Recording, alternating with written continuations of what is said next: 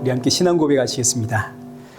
전능하사 천지를 만드신 하나님 아버지를 내가 믿사오며 그 외아들 우리 주 예수 그리스도를 믿사오니 이는 성령으로 잉태하사 동정녀 마리아에게 나시고 본디오 빌라도에게 고난을 받으사 십자가에 못 박혀 죽으시고 장사한 지 사흘 만에 죽은 자 가운데서 다시 살아나시며 하늘에 오르사 전능하신 하나님 우편에 앉아 계시다가 저리로서 산자와 죽은 자를 심판하러 오시리라.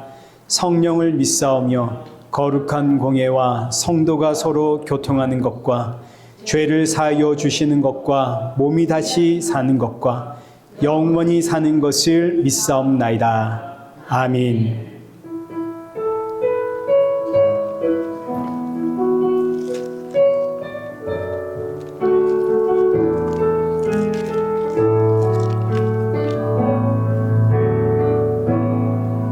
하늘의 문을 여소서 이곳을 주목하소서 주를 향한 노래가 꺼지지 않으니 하늘을 열고 오소서 이곳에 임재하소서 주님을 기다립니다. 기도의 향기가 하늘에 닿으니 주여 임재하여 주소서 이곳에 오셔서 이곳에 앉으소서 이곳에서 드리는 예배를 받으소서 주님의 이름만이 오직 주의 이름만 이곳에 있습니다. 이곳에 오셔서 이곳에 앉으소서 이곳에서 드리는 예배를 받으소서 주님의 이름만이 오직 주의 이름만 이곳에 있습니다. 우리 이 시간 예배 앞에 서 있는 내 모습을 돌아보면서 오늘의 예배가 지치고 상한 내 영혼의 담비와 같은 예배가 되도록 내 마음의 문을 열어주옵소서. 또 함께하는 사랑하는 성도들에게도 새 힘과 위로와 안식의 예배가 되어지도록 이 시간 은혜 부어 주옵소서. 우리 함께 예배를 사모하는 마음으로 기도의 자리로 나아가겠습니다. 기도하겠습니다.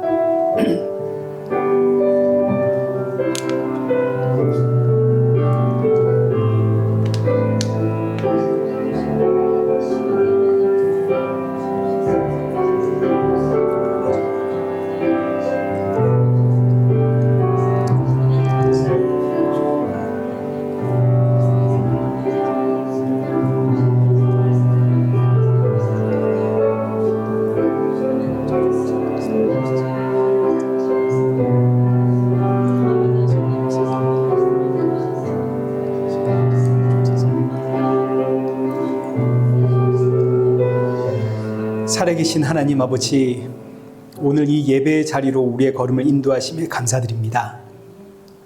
지치고 상한 심령들이 이 자리에 모였사오니 오늘의 예배가 사랑하는 성도들에게 위로와 평안과 안식의 예배가 되게 하시고 주가 주시는 생명의 말씀으로 새롭게 시작하는 이 한 주를 버티며 살아내며 날이 갈수록 우리 주 예수 그리스도의 그 십자가의 은혜와 사랑이 더욱더 충만해지는 성도가 되게 하여 주옵소서.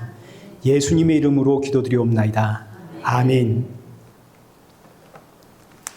우리 함께 교독문 제42번을 교독하시겠습니다. 새 노래로 여호와께 찬송하라. 그는 기이한 일을 행하사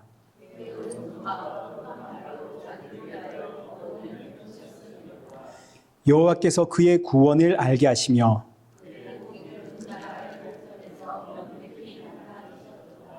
그가 이스라엘의 집에 베푸신 인자와 성실을 기억하셨으므로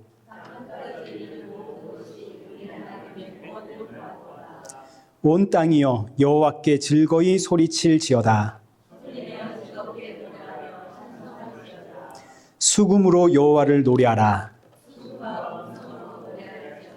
나팔과 호각 소리로 왕이신 여호와 앞에 즐겁게 소리칠지어다.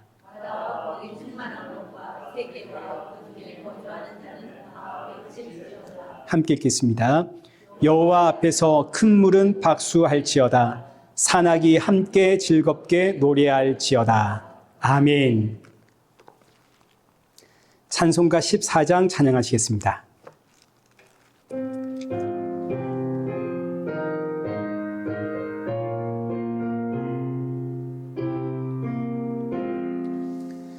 주리 하나님 하늘에 계시니 온 천하 만민 주 앞에 찬송하니 이 천지 만물도 주 앞에 엎드려 그 거룩하신 이름 일일로 비네.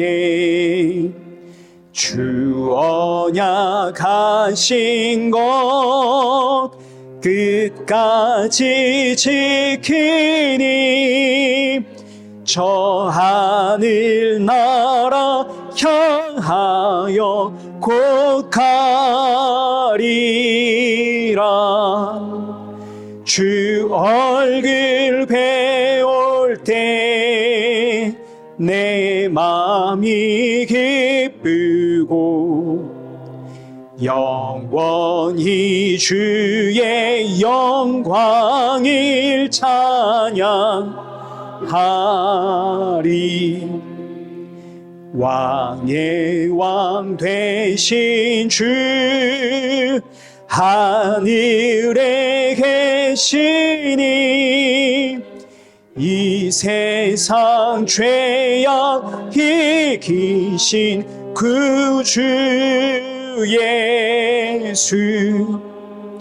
저 천군 천사들 주 옹위하고서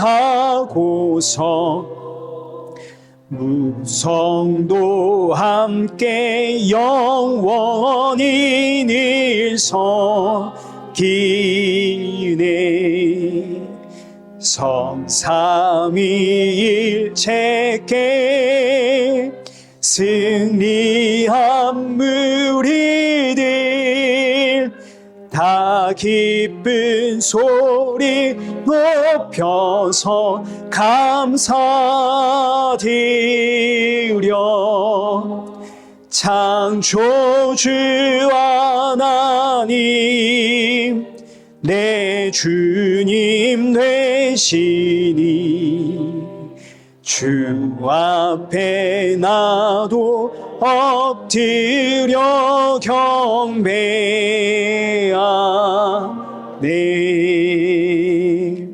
아멘. 우리 성경 봉독하겠습니다. 우리 오늘 보실 하나님의 말씀은 에베소서 6장 12절에서 14절입니다. 우리 한 절씩 교독하겠습니다. 우리의 씨름은 혈과 육을 상대하는 것이 아니요 통치자들과 권세들과 이 어둠의 세상 주관자들과 하늘에 있는 악의 영들을 상대함이라.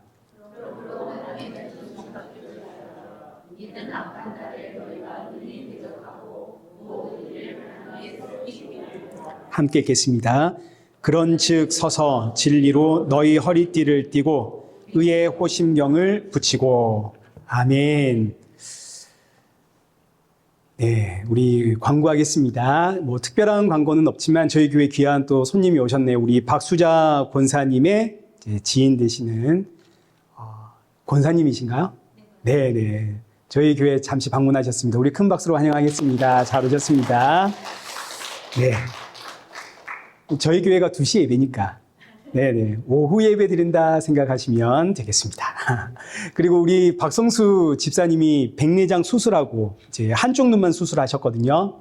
이제 남은 한쪽을 수술하셔야 됩니다. 수술이 잘 되고 눈이 빨리 회복되기를 기도해 주시고요. 녹내장도 있어서 이 녹내장이 진행되지 않도록 이제 여러분 계속 기도해 주시면 감사하겠습니다.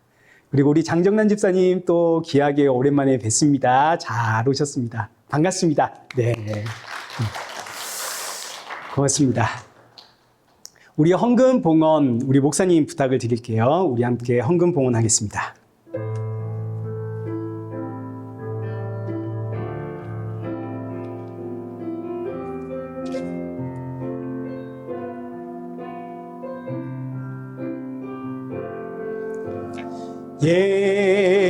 예수 사랑해요. 나 주와 앞에 엎드려 경배와 찬양과 함께 드리네. 할렐루야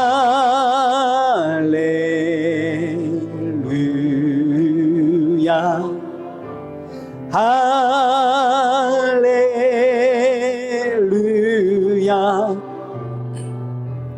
할렐루야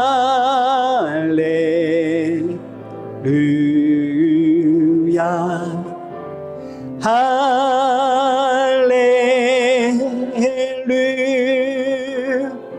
기도하겠습니다. 좋으신 하나님, 이 시간 지난 한 주간 동안에 우리의 연약함과 완악함 고백하오니 용서하여 주옵시고, 예배를 드릴 때마다 오직 예수님의 그 십자가의 은혜로 이 자리에 설 수 있다는 사실을 기억하며 이 세상의 꿈과 소망과 비전 두지 않고 하나님 나라의 소망을 품고 이 땅에서는 나그네로 살아가는 성도가 되어지도록 우리의 마음을 붙잡아 주옵소서. 이 시간 귀한 예물 준비하여 드립니다. 헌금을 준비할 때마다 날 위해 십자가에서 죽으시고 부활하신, 그리고 이제 곧 다시 오실 예수님 기억하며 주께 드림이 나의 기쁨이고 나의 모든 것이 주의 것임을 고백하는 성도가 되게 하여 주옵소서. 예수님의 이름으로 기도드리옵나이다. 아멘. 우리 오늘 본문은 에베소서 6장 12절에서 14절입니다. 진리의 허리띠라는 제목으로 오늘 본문의 말씀을 우리 함께 살펴보겠습니다. 여기 12절에 기록되어 있듯이 우리의 싸움은 혈과 육의 싸움이 아닙니다. 우리 여기에 대해서는 지난 2주간 우리가 배웠죠. 혈과 육의 싸움이 아닙니다. 그럼 우리는 누구와 싸우는가? 여기 통치자들과 권세들과 어둠의 세상 주관자들을 움켜쥐고 있는 하늘의 악한 영들과 싸우는 겁니다. 이 말씀의 의미는 지금 우리가 살고 있는 이 세상의 모든 권세를 움켜쥐고 있는 게 마귀 사탄이라는 뜻입니다. 근데 이제 여기서 의문이 하나 생깁니다. 아니, 이 세상은 하나님이 통치하고 다스리는 세상 아닙니까? 이 역사는 지금 하나님의 뜻대로 흘러가는 거 아닌가요? 근데 여기 지금 이 말씀을 보시면 이 세상의 모든 권세를 마귀 사탄이 움켜쥐고 있다. 그럼 이제 이걸 어떻게 해석을 해야 할까요? 태초에 하나님이 천지를 창조하실 때는 이 모든 우주 만물의 통치자가 하나님이셨습니다. 그런데 아담과 하와가 선악과를 먹고 난 그 순간부터는 아담과 하와, 그리고 이 아담과 하와가 속한 이 땅이 하나님으로부터 끊어집니다. 하나님으로부터 끊어진다는 의미는 하나님께 버림받았다는 뜻이죠. 더 이상 하나님이 통치하거나 다스리지 않겠다는 뜻입니다. 생명의 근원이신 하나님으로부터 끊어진 게 바로 사망이고 죽음입니다. 그래서 선악과 사건 이후로 이 땅을 죄와 사망의 땅이라고 부르는 것이고, 아담과 하와 이후로 태어나는 모든 인생을 본질상 진노의 자녀다 라고 하는 거죠. 그리고 또 이렇게 하나님으로부터 끊어진 땅을 마귀 사탄이 덥석 물어서 이제 이 땅의 모든 권세는 마귀 사탄이 움켜쥐고 있습니다. 그런데 이제 중요한 것은 이 모든 것이 창세 전 하나님의 계획이었다 하는 게 중요한 거죠. 하나님이 짜놓으신 완벽한 계획을 따라 진행되고 있는 사건입니다. 마귀가 이 땅의 권세를 잡은 것도 하나님의 계획 속에서 진행된 사건입니다. 그러니 전체적인 큰 틀에서 보시면 하나님이 계획하고 하나님이 통치하고 하나님이 다스리고 계시죠. 그러나 그 안에 마귀가 권세를 잡은 이 세상이 있는 겁니다. 한 파트. 문제는 이렇게 마귀가 권세를 잡은 이 세상에서 하나님의 통치는 어떻게 이루어지고 또 이런 세상에서 하나님이 자기 백성을 어떻게 구원해 내실까? 이제 이게 문제가 되는 거죠. 하나님께서 아담과 하와를 내쫓으실 때 이미 하나님이 아담과 하와에게 그 방법을 알려주었습니다. 아담과 하와가 선악과 먹고 자신들의 그 발가벗은 수치를 가리기 위해서 나뭇잎으로 가릴 때에 하나님께서 하나님의 어린 양을 잡아다가 그 어린 양의 가죽으로 옷을 만들어서 아담과 하와를 입혀주죠. 아담과 하와의 수치를 그 가죽옷으로 가려줍니다. 이게 바로 성경에 등장하는 최초의 하나님의 전신 갑주입니다. 이 어린 양의 피와 가죽을 덮어 써야만 이 죄와 사망의 땅에서 이 마귀의 권세에서 구원을 받을 수가 있다. 하나님이 아담과 하와에게 알려주셨죠. 근데 이제 문제는 내가 이 땅에서 어린 양을 아무리 잡아도 이 땅에 속한 어린 양의 피와 가죽으로는 마귀의 권세를 뚫고 하나님께로 나아갈 수가 없습니다. 왜냐하면 이 땅에서 나오는 건 전부 다 죄와 사망에 오염되어 있거든요. 마귀의 권세 아래에 있기 때문에 내가 아무리 이 땅에서 그 어린 양을 잡아서 그 가죽으로 옷을 해봐도 안 되는 겁니다. 나를 구원할 수 있는 어린 양은 이 땅에 속하지 않은 어린 양입니다. 하늘에 속한 어린 양, 하나님께서 친히 준비하신 하나님의 어린 양만이 나를 구원할 수가 있습니다. 그래서 하나님이 친히 마귀의 권세를 뚫고 하나님의 어린 양을 이 땅에 보내어 자신의 백성들을 구원하십니다. 이렇게 하나님이 마귀의 권세를 뚫고 들어오는 이 구원의 이야기가, 하나님의 어린 양이 이 땅으로 뚫고 들어오는 이 구원의 이야기가 이 땅을 향한 하나님의 통치입니다. 그래서 성경을 보시면 아담과 하와 이후로 하나님의 통치와 하나님의 다스림과 하나님의 간섭하심은 오직 하나님의 백성들에게만 있는 겁니다. 아담 이후로 아벨에게, 셋에게, 그 다음에 노아에게, 아브라함에게, 그 다음에 이삭과 야곱과 요셉에게 하나님께서 친히 마귀의 권세를 뚫고 자기 백성들에게 찾아와서 하나님이 무엇을 알려주시냐면 하나님의 어린 양, 예수 그리스도를 알려주십니다. 이 어린 양의 피와 가죽으로 네가 덮어 써야만 네가 구원을 받는다. 그래서 구약 성경이 누구의 이야기입니까? 예수님의 이야기죠. 이 말씀이 이제 출애굽으로 연결되는 거 아닙니까? 출애굽 그날에 어린 양의 피를 바르는 집은 죽음에서 구원을 받으리라. 어린 양의 피를 바른 집은 전부 구원을 받습니다. 죽음의 재앙이 넘어갑니다. 죽음의 재앙이 넘어갔다 그래서 이날을 유월절이라고 합니다. 유월절. 죽음이 넘어갔다 이겁니다. 그리고 나서 이렇게 출애굽하여 광야로 나온 이스라엘 백성들에게 하나님이 성막을 만들어 주시죠. 성막은 하나님이 거하시는 집입니다. 이제 하나님이 본격적으로 내가 너희와 함께 하겠다. 내가 너희와 함께 하기 위해선 거룩한 집이 필요하다. 그래서 만든 게 성막입니다. 죄와 사망이 침투할 수 없는 오로지 하나님이 거하시는 하나님의 나라. 이 성막의 핵심은 언약궤죠. 언약궤 안에는 뭐가 들어있나요? 그렇지, 만나가 담긴 항아리, 아론의 쌍난 지팡이, 그리고 두 돌판. 근데 이거 전부 다 인간의 죄를 상징합니다. 만나가 담긴 항아리는 하나님의 말씀을 신뢰하지 못하는 불순종의 이야기. 아시죠? 그러니까 여러분이 모르는 척하고 있으면 제가 이 만나부터 다시 설명해야 된다고요. 아시죠? 아론의 쌍난 지팡이, 이 사건도 아시죠? 하나님이 세우신 권위에 대적하는 이스라엘 백성들의 죄를 상징하고, 두 돌판은 모세가 시내산에 그 돌판 받으러 올라간 사이 금송아지 만들어가지고 이 금송아지가 우리의 하나님이다, 우상 숭배했던 이스라엘의 악함을 상징하는 게 두 돌판입니다. 그러니까 언약궤 안에는 인간의 죄가 들어가 있는 거죠. 이 죄가 나오질 못하도록 뚜껑으로 언약궤를 덮는데 이 뚜껑을 속죄소라 그럽니다. 죄를 속하는 뚜껑. 이 뚜껑에 대제사장이 1년에 한 번 뭐를 뿌리나요? 어린 양의 피를 뿌리는 거죠. 어린 양의 피가 이 뚜껑에서부터 흘러서 이 언약궤를 완전히 적실 때 하나님께서 이스라엘 백성들의 모든 죄를 사해 주십니다.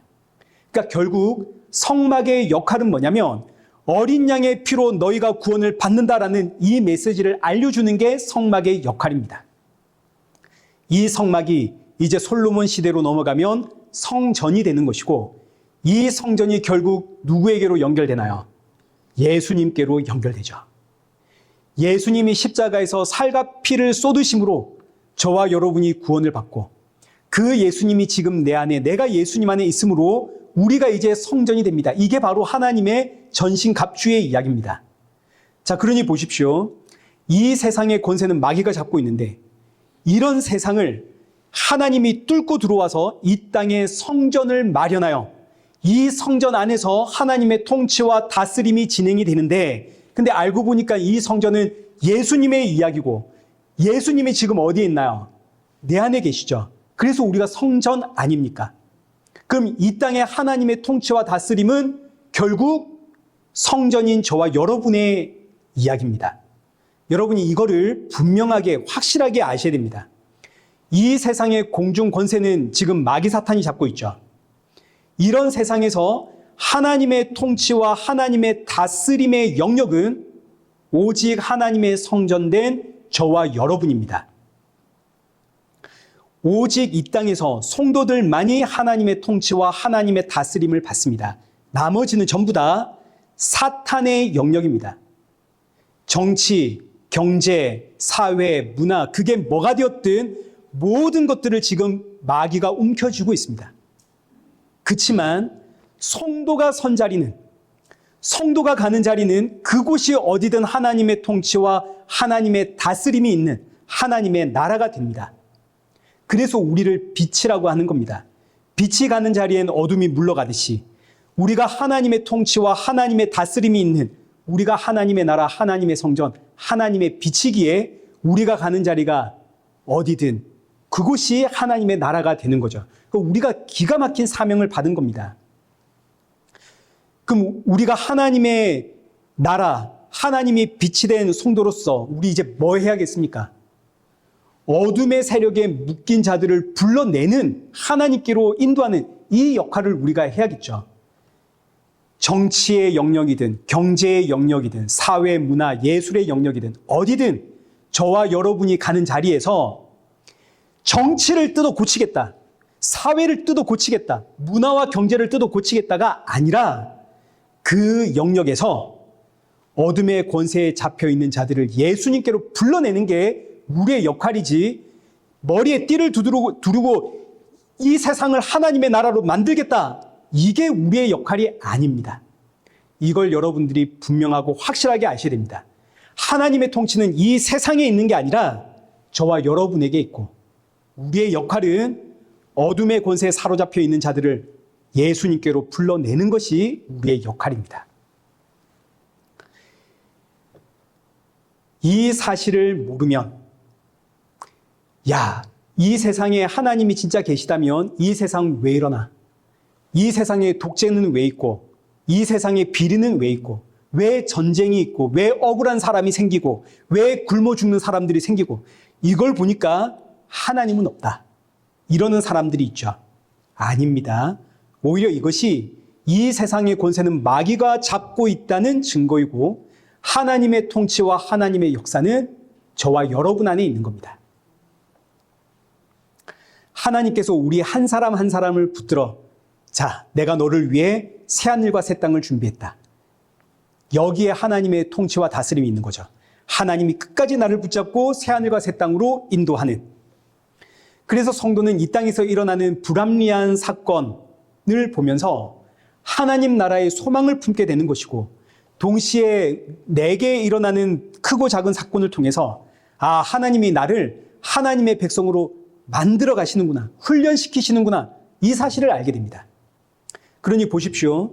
똑같은 세상을 살아가지만 세상 사람들은 이 세상을 보면서 하나님이 없다. 성도는 이 세상을 보면서 하나님 나라를 더욱 사모하게 됩니다.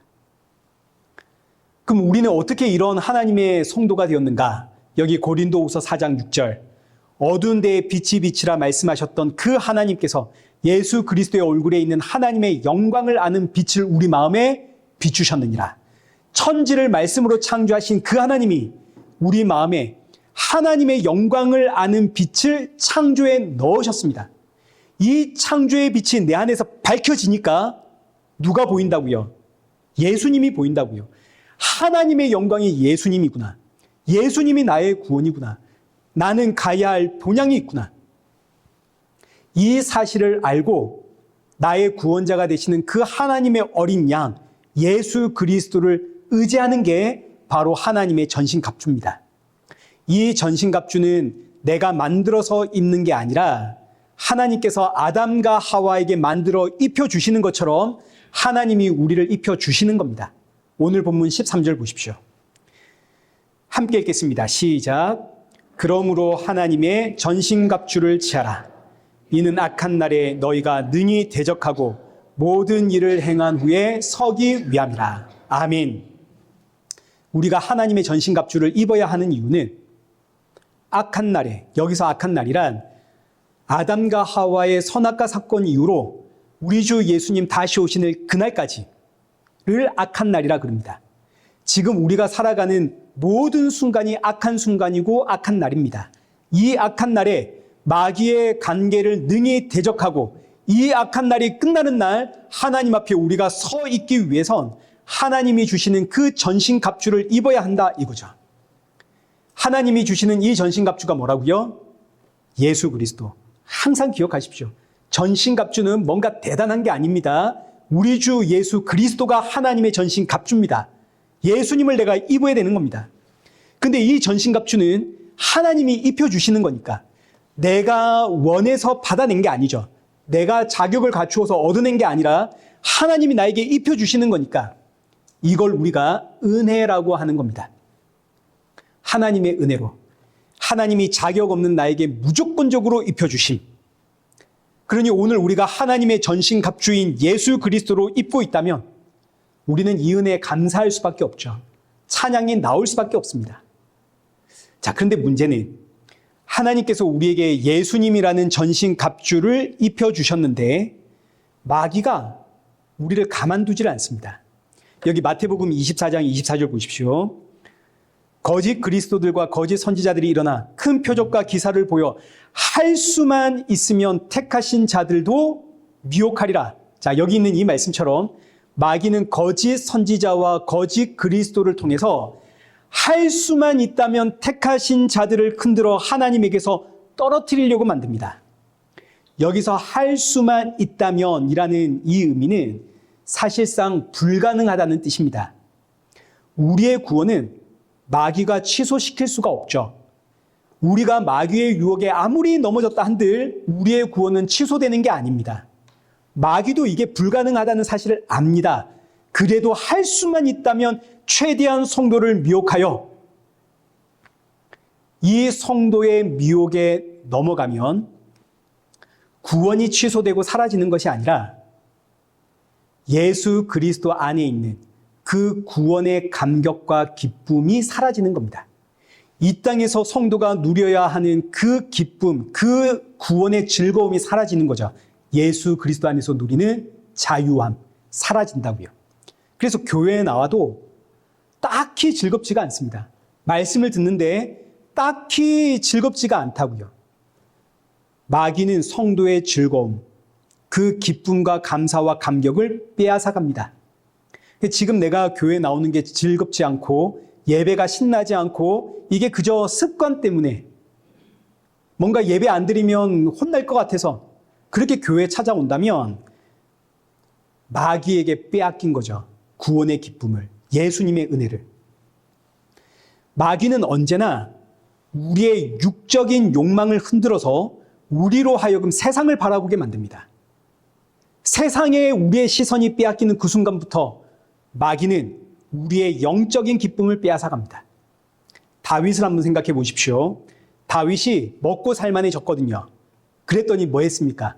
밧세바와 간음을 합니다. 그리고 이 간음이 들키지 않으려고 밧세바의 남편을 죽입니다.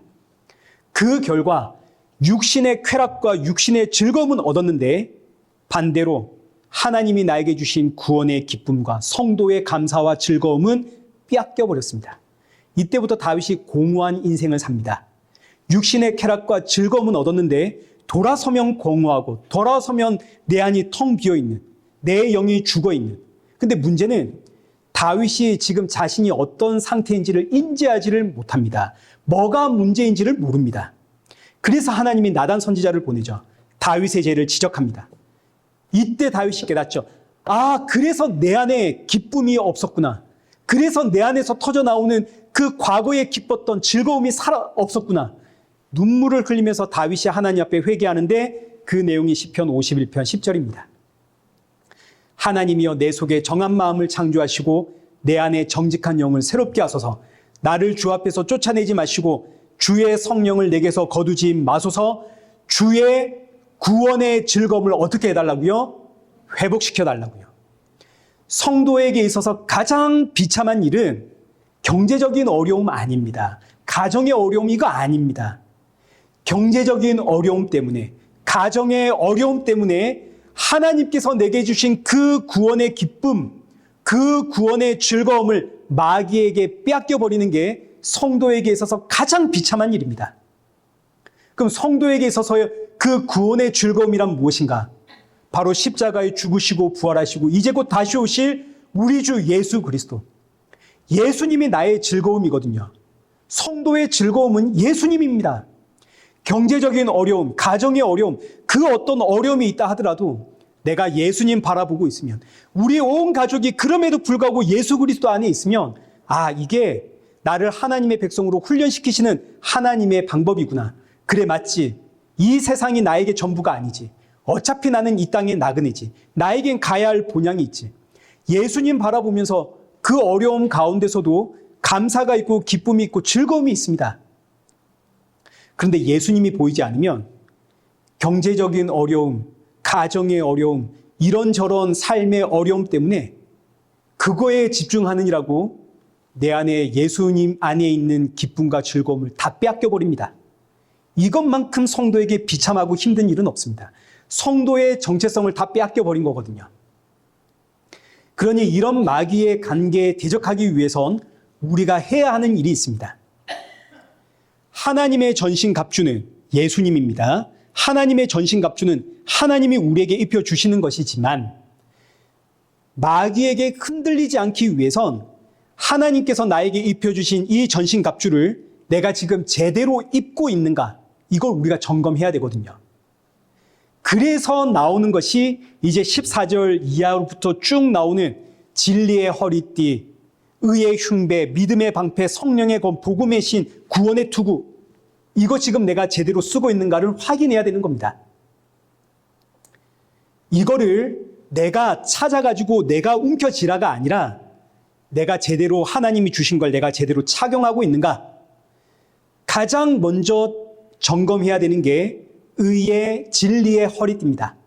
진리의 허리띠를 내가 지금 제대로 찾는가. 이 당시 옷은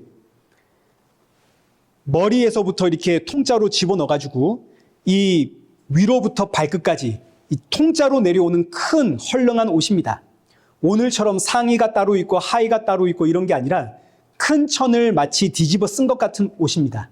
이제 이 옷이 밤에는 이불이 되거든요. 그렇지만 날이 밝으면 반드시 허리띠로 허리를 이 동여 매야 됩니다. 왜냐하면 이 옷이 워낙에 길기 때문에 허리를 동여 매지 않으면 걸을 때마다 이 옷에 밟히거든요. 그러니 허리띠로 허리를 동여 맨 다음에 그 허리띠 위로 옷을 잡아 당겨가지고 옷이 발에 걸리지 않도록 기장을 조절을 해야 되는 옷입니다.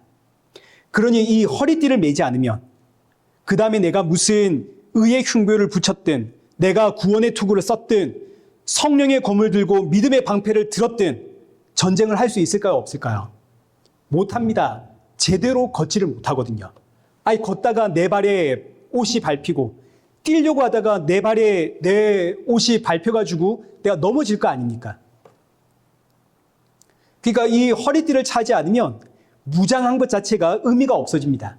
동시에 이 허리띠는 단순히 옷을 고정하는 장치가 아니라 허리를 보호하는 장치이기도 합니다. 성경에서 허리라고 하는 이 단어는 히브리어와 헬러와 모두 똑같은 의미를 가지는데, 단순히 사람의 신체 부위만 뜻하는 게 아니라 생명의 근원, 생명의 열매가 담겨 있는 자리, 이런 뜻을 가지고 있습니다. 여기 창세기 35장 11절 한번 보시죠. 하나님이 그에게 이르시되 나는 전능한 하나님이라 생육하며 번성하라. 한 백성과 백성들의 총회가 내게서 나오고 왕들이 어디서 나온다고요? 너의 허리에서 나오리라. 하나님이 지금 야곱을 축복하며 하신 말씀인데, 왕들이 너의 허리에서 나올 것이다. 왜냐하면 허리가 생명의 열매가 담겨 있는 장소거든요. 생명의 근원이 이 허리입니다. 히브리서 7장 5절. 레위의 아들들 가운데 제사장 직분을 받은 자들은 율법을 따라 어디서 나온다고요? 아브라함의 허리에서. 레위는 야곱의 아들입니다. 그런데 이미 아브라함의 허리에 레위가 있다 이거죠. 10절. 이는 멜기세덱이 아브라함을 만날 때 레위는 이미 자기 조상의 허리에 있었습니다. 그러니까 이 허리는 단순한 신체 부위가 아니라 생명의 근원입니다. 허리에서 생명이 나오고, 허리가 무너지면 생명이 꺾이고 힘도 쓸 수 없고 제대로 걸을 수도 없는 거죠. 그러니 이 허리띠는 단순히 허리에 차는 띠라는 의미 정도가 아니라 허리가 무너지지 않도록, 생명이 무너지지 않도록 보호하고 돕는 장치입니다. 이렇게 중요한 허리띠 차지 않으면, 잠 생각해 보십시오. 허리가 무너졌는데 지금 내 손에 기가 막힌 창과 기가 막힌 방패가 있다 한들 싸울 수 있겠습니까? 허리가 무너졌는데, 허리가 무너졌으면 내 손에 든 이 기가 막힌 창과 방패는 지팡이밖에 안 되는 겁니다. 하나님이 지금 내게 아무리 좋은 갑주를 입혀주셨다 한들 내 허리가 무너졌는데 이 갑주가 무슨 의미가 있겠습니까? 무거워서 쓰러지죠. 그러니까 지금 가장 시급한 일은 내가 지금 내 생명을 보호하는 이 허리띠를 제대로 차고 있는가, 이거 봐야 되는 겁니다. 이걸 점검해야 되는 거죠. 근데 이 허리띠는 그냥 허리띠가 아니라 무슨 허리띠인가요? 14절. 진리의 허리띠 아닙니까? 진리의 허리띠. 여기서 진리라고 하는 이 헬라어 단어는 감추어졌던 것의 실체가 드러나다, 이런 뜻입니다. 이게 합성어거든요. 우리가 말하는 진리는 인간의 이성과 사고로 변하지 않는 절대적인 어떤 사상이나 이론이나 어떤 과학적인 법칙을 이야기를 하지만, 성경에서 말하는, 성경에 기록된 진리라고 하는 이 단어는 감추어졌던 것의 실체라는 뜻입니다. 그러면 성경에 감추어졌던 것이 뭘까요? 이 감추어진 게 진리인데 골로새서 1장 26절입니다. 이 비밀은 만세와 만대로부터 감추어졌던 것인데, 이게 진리라는 뜻이거든요. 감추어졌던 것인데, 근데 이게 이제 밝혀졌습니다. 이 진리가 뭐냐? 이 진리가 이제는 그의 성도들에게 나타나고 하나님이 그들로 하여금 이 비밀의 영광이 이방인 가운데 얼마나 풍성한지를 알게 하려 하심이라. 이 비밀, 이 진리는 너희 안에 계신 그리스도시니 곧 영광의 소망이라. 진리는 바로 우리 주 예수 그리스도입니다. 로마서 16장 25절. 나의 복음과 예수 그리스도를 전파함은 영세전부터 감추어져 있다가, 영세전, 창조전을 뜻하는 표현입니다. 창조전에 이미 감추어졌던 것, 이게 바로 진리라는 뜻이거든요. 이 진리가 바로 복음이 되시는 예수 그리스도다. 그래서 예수님을 소개할 때 요한복음 1장 14절에 말씀이 육신이 되어 우리 가운데 거하심에 우리가 그의 영광을 보니 아버지의 독생자의 영광이요 은혜와 진리가 충만하더라. 17절. 율법은 모세로부터 주어진 것이요 은혜와 진리는 예수 그리스도로부터 말미암아 온 것이라. 요한복음 14장 6절 내가 곧 길이요 진리요. 창세전에 하나님이 감추어뒀던 그 비밀, 그 진리가 바로 예수님입니다. 그럼 이제 오늘 본문 다시 보십시오. 14절. 그런즉 서서 진리로 너희 허리띠를 띠고. 이 진리가 예수님이라는 사실을 이제 알았죠. 그럼 이제 우리가 예수님으로 내 허리를 동여맨다. 이게 어떤 의미인지를 한번 생각해 보겠습니다. 이걸 가장 잘 설명하는 성경 구절이 디모데후서 4장 1절입니다. 하나님 앞과 살아있는 자와 죽은 자를 심판하실 그리스도 예수 앞에서 그가 나타나실 것과 그의 나라를 두고 엄히 명하노니 때가 이르니 사람이 바른 교훈을 받지 아니하며 귀가 가려워서 자기의 사욕을 따를 스승을 많이 두고 또 그 귀를 진리에서 돌이켜 허탄한 이야기를 따르리라. 그러나 너는 모든 일에 신중하여 고난을 받으며 전도자의 일을 하며 내 직무를 다하라. 여기 바로 이 말씀이 진리로 허리띠를 동여맨다는 뜻입니다. 보십시오. 여기 1절 살아있는 자와 죽은 자를 심판하실 예수 그리스도 그가 장차 다시 오실 것과 그의 나라가 임한다는 이 말씀으로 내 허리를 동여매고 있는가? 이 말씀으로 지금 내가 무장하고 있는가? 그때 우리가 성도로서의 직무를 할 수 있는 겁니다. 이 말씀으로 내 허리를 동여매고 있지 않으면 어떻게 된다고요? 여기 보니까 3절 바른 교훈을 받지 않습니다. 예수님 살아있는 자와 죽은 자를 심판하실 그 예수님으로 이제 곧 장차 다시 오실 그 예수님으로 내 허리를 동여매지 않으면 바른 교훈을 듣지 않습니다. 귀가 가려워서 사욕을 따릅니다. 내 귀를 진리에서 돌이켜. 진리가 뭐라고요? 예수 그리스도. 내 귀를 예수님에게서 돌이켜 허탄한 이야기. 허탄한 이야기는 세상 이야기입니다. 이렇게 하면 복 받는다더라. 이렇게 하면 응답 받는다더라. 이렇게 하면 성공한다더라. 이런 허탄한 이야기를 따르게 됩니다. 그러니 보십시오. 내가 지금 믿음의 방패 손에 들었고 내가 지금 성령의 검도 손에 들었습니다. 근데 내 허리가 무너져 있으면 산자와 죽은 자를 심판하지 이제 곧 다시 오실 그 예수님으로 내 허리가 동여매어지지 않으면 믿음의 방패와 성령의 검 들고 신앙이라는 이름으로 딴짓해버린다고요. 딴짓. 얼마나 비참하고 불쌍한 이야기입니까? 여러분 여리고성 이야기 아시죠? 여리고성부터 다시 시작을 할까요? 아시죠? 이스라엘 백성들이 하나님의 말씀을 따라서 아무 말 하지 않고 여리고성을 돕니다. 하루에 한 바퀴씩 돌죠. 6일 동안 침묵 속에서 여리고성을 돌다가 마지막 7일째 여리고성을 7바퀴를 도는데 침묵 속에서 돌다가 마지막 7바퀴를 다 돌았을 때 하나님이 사인을 주죠. 그랬더니 제사장들이 나팔을 불고 백성들이 함성을 지릅니다. 여리고성이 무너져 내립니다. 이스라엘 백성들이 이걸 가지고 착각을 했습니다. 어떤 착각을 하냐면 여기에 능력이 있나 보다. 야, 우리가 침묵하고 마음속으로 기도하며 무너져라 무너져라 기도하며 땅 밟기를 하니까 오늘날 교회가 땅 밟기 많이 하죠. 땅 밟기를 하니까 그래서 이 여리고가 무너졌나 보다. 그래가지고 그 다음에 아이성이 나오니까 이스라엘 백성들이 자기들의 힘으로 나가 싸웁니다. 그래서 어떻게 됐나요? 처참하게 피하죠. 이게 바로 진리의 허리띠를 차지하는 모습입니다. 분명히 믿음의 방패와 이 말씀의 검은 들었는데 딴짓하고 나가죠. 진리의 허리, 진리로 예수님으로 내 허리를 동요매지 않고 자기 힘으로 나가니까 자기 옷에 밟혀 넘어지고 허리가 무너져 있으니 방패도 제대로 못 들고 반면 진리의 허리띠를 차면 산자와 죽은 자를 심판하러 이제 곧 다시 오실 그 예수님 의지하게 되면 그렇지 마귀와의 전쟁은 내 힘으로 싸우는 거 아니지. 내 힘으로 홍해 건너는 거 아니고 내 힘으로 여리고성과 싸우는 거 아니지. 이미 승리하신 예수 그리스도 의지하며 나아가는 거지. 광야에서 모세가 죽었습니다. 모세의 후계자로 여호수아가 이제 이스라엘 백성들 데리고 가나안 땅에 들어가는데 가장 먼저 보이는 성이 여리고 성이거든요.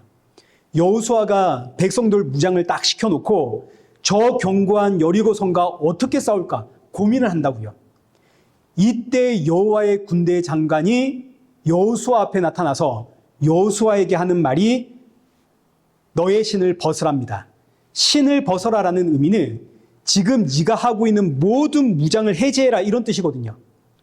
전쟁은 하나님이 하신다. 너는 믿음으로 따라오기만 하면 된다. 이게 구약에서 나오는 진리의 허리띠를 차라는 뜻입니다. 그리고 똑같은 표현으로 잠잠하라가 있습니다. 너희는 하나님 앞에 잠잠해라. 홍해 앞에서 이스라엘 백성들이 뒤에서 쫓아오는 이 애굽의 군대 때문에 두려움에 가득 차가지고 모세를 원망하고 하나님을 원망할 때 모세가 이스라엘 백성들을 향해서 두려워하지 말고 잠잠하라. 여호와께서 오늘 너희를 위하여 행하시는 구원을 보아라. 이게 바로 진리의 허리띠를 차라는 이야기입니다.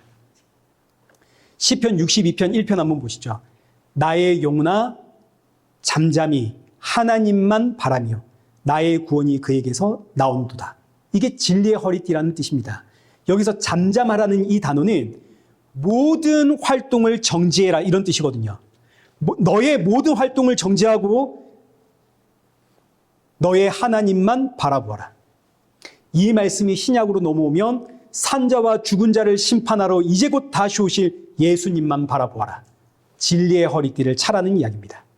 그러니 지난주에도 말씀을 드렸고 앞으로도 이제 우리가 이 하나님의 전신갑주에 대해서 살펴보면서 계속 반복되고 반복되는 이야기가 뭐냐면 우리의 싸움은 마귀와의 싸움이 아니라 이미 승리하셨고 이제 곧 다시 오시어 산자와 죽은 자를 심판하실 그 예수님 바라보고 의지하는 것이 우리의 싸움입니다.